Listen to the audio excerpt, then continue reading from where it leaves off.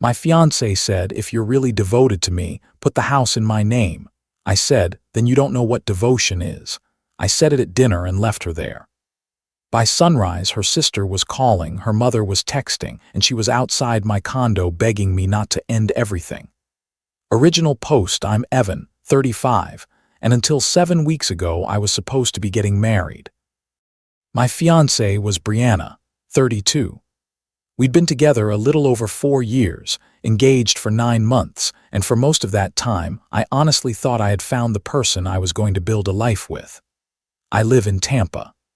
I bought my townhome before I met her, back when I was still working 60-hour weeks and eating microwaved rice bowls on my couch because every extra dollar went toward that down payment. It wasn't some giant luxury place, 3 bedrooms, small patio, HOA that complained if your trash can sat out too long, but it was mine.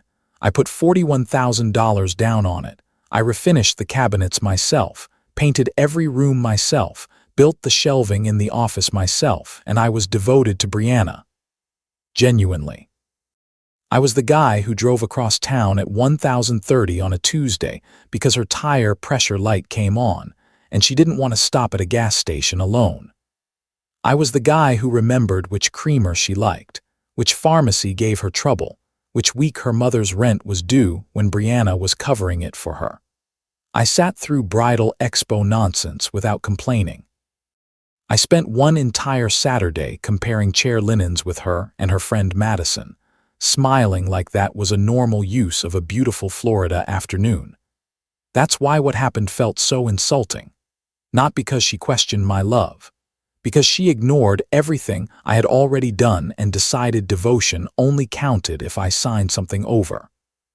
For a couple of weeks before the breakup, she had been dropping weird little comments, stuff like, I just think a man who wants forever should make a woman feel secure.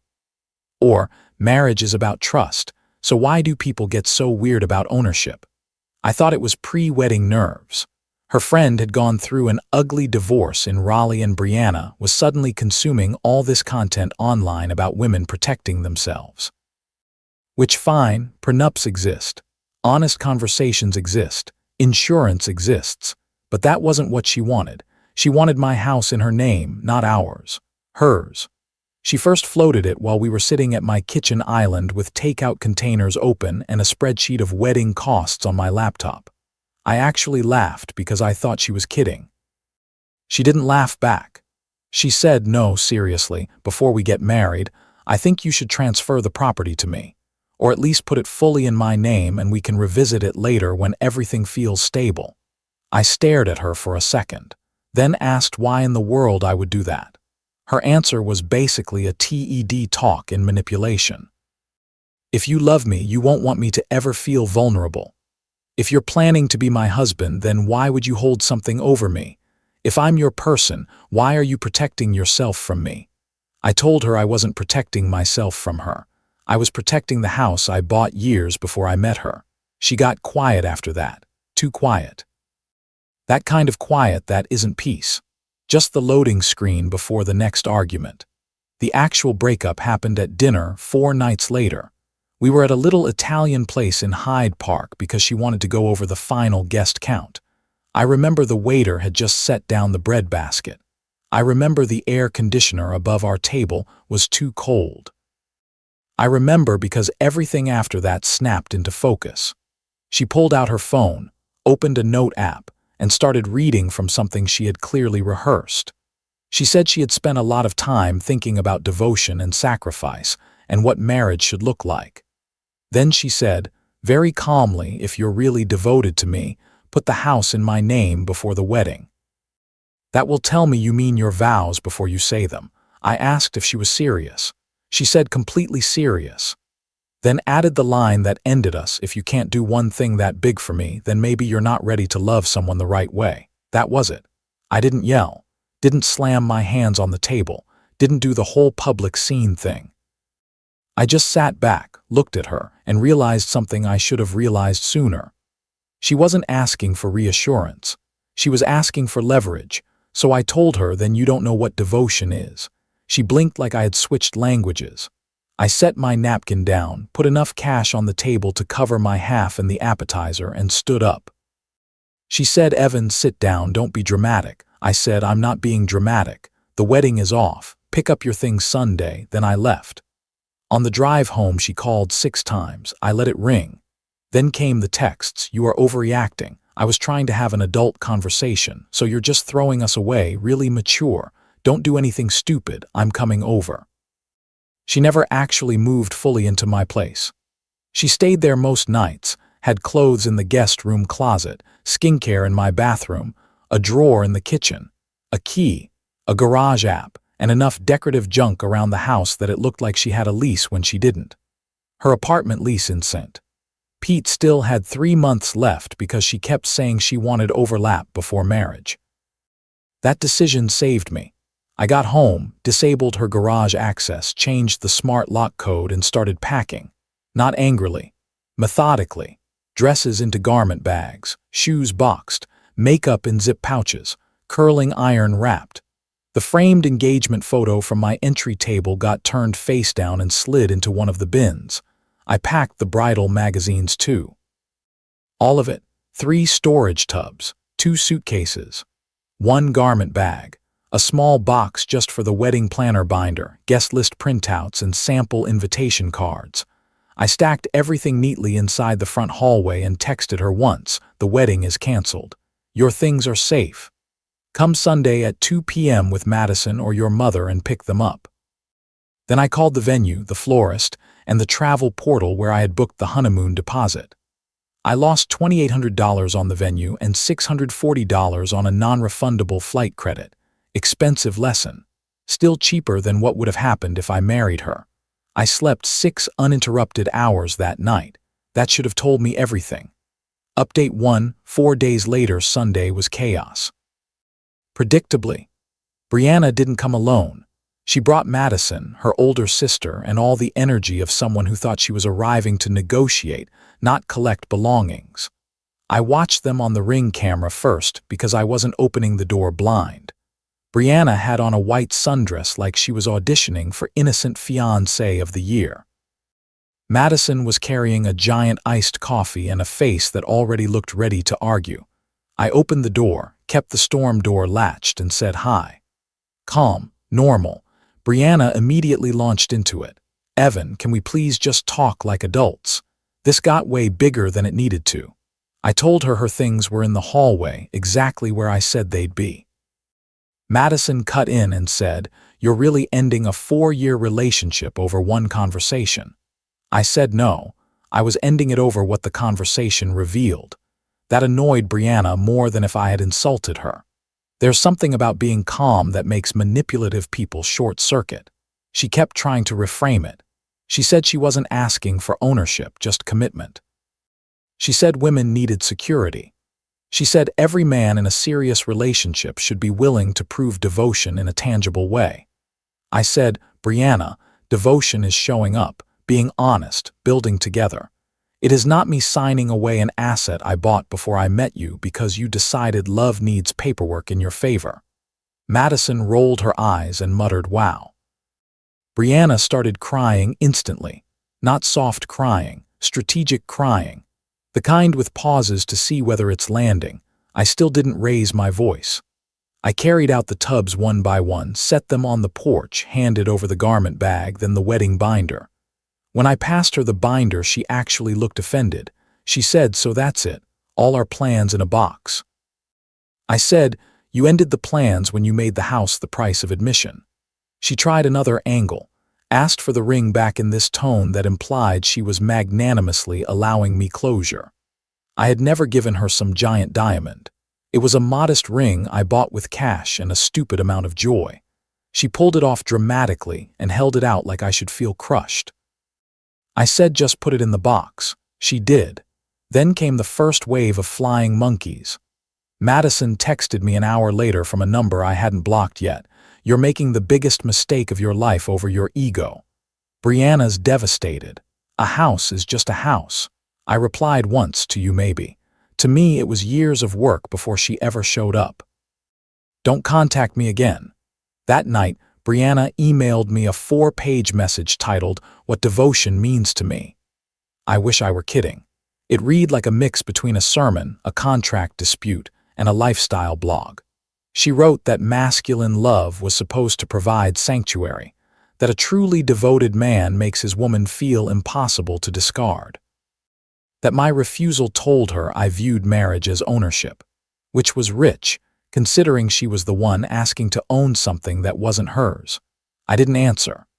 Monday morning, she showed up outside my townhome at 7:12 a.m. with coffee and a bag from a bakery we used to like.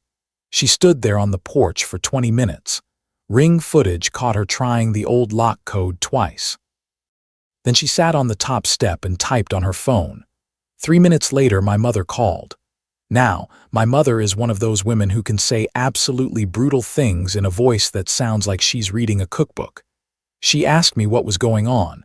I told her exactly what happened. No editing, no protecting Brianna, no minimizing. My mother went silent for a second, then said, "She asked you to put your house in her name before the wedding." I said yes.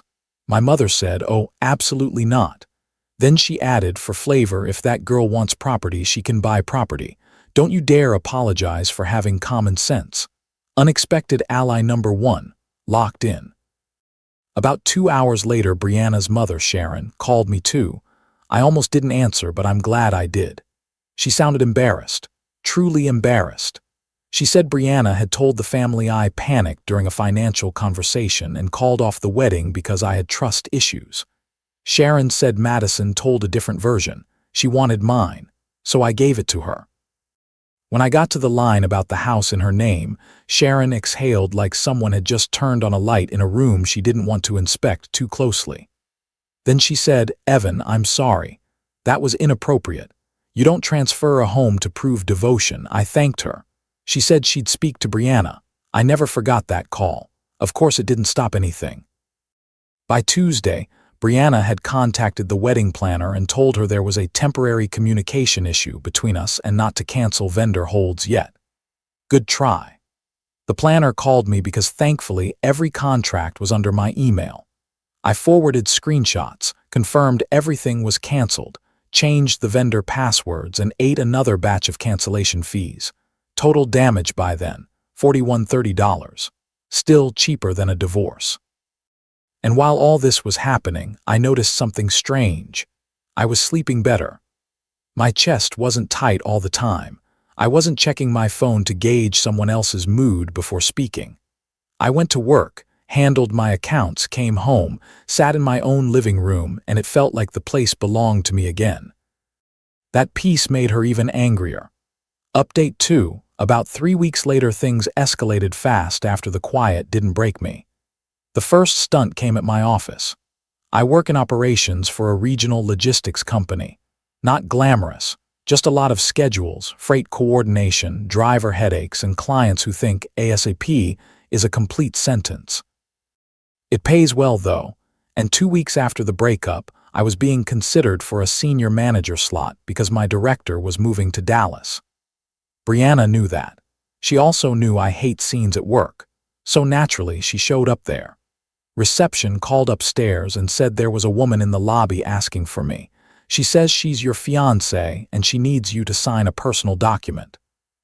I already knew who it was. I told them not to send her up. 5 minutes later, one of the building security guys called me directly because Brianna had started crying in the lobby. Not sobbing, public crying. Performance grade. Loud enough for people to look over, controlled enough to still talk. Security asked whether I knew her. I said yes, former fiancée, and she needed to leave. She left a folder at the desk. Inside was a quitclaim deed packet she had printed from the internet. Tabs, highlighted areas, sticky notes. One of the notes said, "If we're meant to be, this shouldn't scare you." I photographed every page and sent them to the attorney I had already consulted after she started lingering at my house. His name is Neil. Practical guy. Charges $425 an hour, and somehow makes that feel cheap because he prevents expensive mistakes. Neil told me not to respond emotionally, not to meet with her alone, and to document everything. He drafted a cease and desist for $780, money well spent. That same week, Brianna tried a fake crisis. At 1:18 a.m. on a Thursday, I got a text from an unknown number saying, "Please call. This is urgent. Brianna is at Bayview ER." I was half asleep and almost hit call, but something felt off. The grammar was her grammar, the dramatic spacing, the vague urgency. I called the hospital directly instead. No Brianna, no message, no emergency contact note, nothing. 10 minutes later, another text came. "She collapsed from stress. She's asking for you." I blocked the number. The next morning, Madison texted from yet another number. "You could at least check whether she's okay." I replied with 2 words, "Nice try." Then came social media.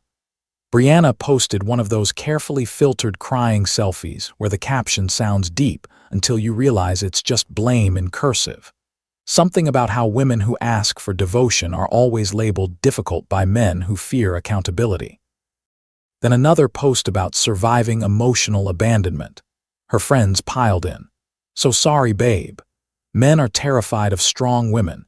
You dodged a bullet." Standard chorus. One mutual friend, Jordan, texted me because he actually knows how to think. He said, "Hey, just so you know, she's telling people you kicked her out after she asked for shared ownership like any future wife would." I sent him the screenshot of her exact wording and a photo of the deed packet. He replied, "Oh, that's not what she said happened." Then, to his credit, he stopped bothering me. My mother got dragged in again. Brianna called her crying, apparently asking whether she really wanted her son to die alone because he was incapable of devotion. My mother told me this while laughing so hard she had to take a breath. Then she said she told Brianna, "If devotion to you means signing over property, you're not looking for a husband. You're looking for an acquisition." Unexpected ally number 2. My mother was on a heater, but the worst part was when Brianna came back to my house after dark. It was a Sunday. I had spent the afternoon helping my friend Caleb install cabinets in his condo, got home around 8:30, showered, made a sandwich, and was halfway through a baseball game when my doorbell rang. I checked the camera. Brianna, holding the framed engagement photo I had packed in her box. No warning, no message. I didn't open the door. She stood there talking at the camera for almost 10 minutes. At first it was soft, "Please just hear me out," then accusatory. "So this is what devotion means to you, hiding in your house." Then pleading again. "Evan, we can fix this. I know you still love me." Then angry, "You don't get to ruin my life because you're scared." I saved the footage. When she realized I wasn't opening the door, she set the frame down on the mat and left. An hour later, I got a Venmo request for $6,400, labeled "half of wedding losses caused by your overreaction." I declined it and wrote, "Do not contact me again."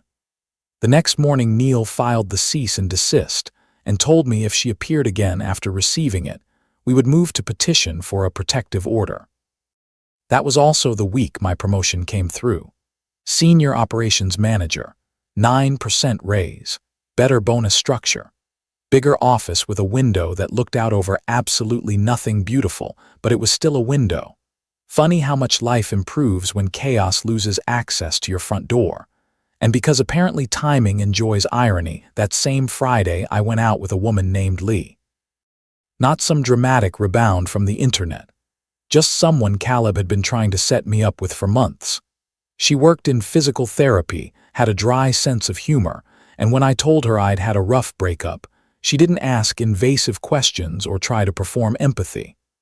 She just said, "Sounds like you know what you won't tolerate now."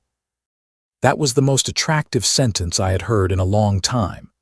Brianna found out about the date almost immediately. Flying monkeys always report back. Madison sent me a paragraph about how cruel it was to replace Brianna before the wedding date had even passed. I blocked her. Sharon called one final time, not to pressure me, but to apologize again. She said Brianna was not handling reality well. That was the exact phrase, not handling reality well. Understatement of the year.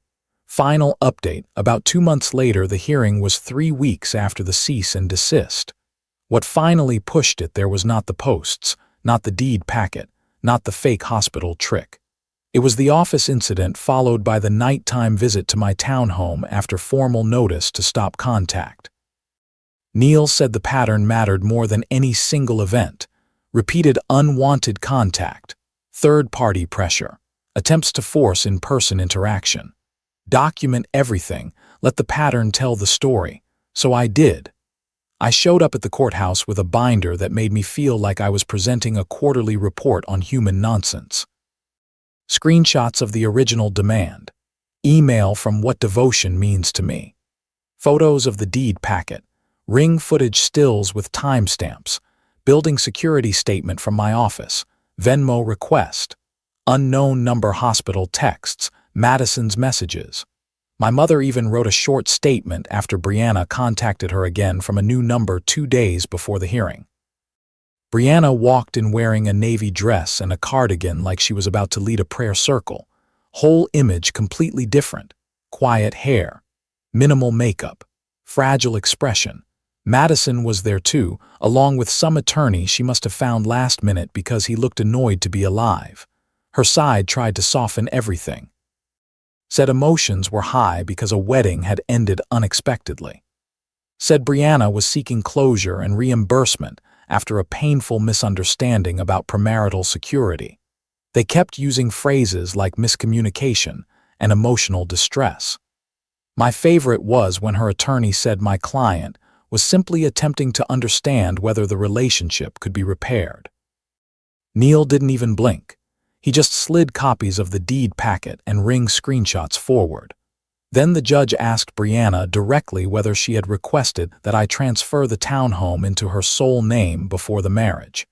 She tried to reword it, said she had asked for a symbolic demonstration of commitment through property restructuring. Even the judge looked tired. He asked if the property belonged to me before the relationship. Yes, he asked if Brianna contributed to the purchase.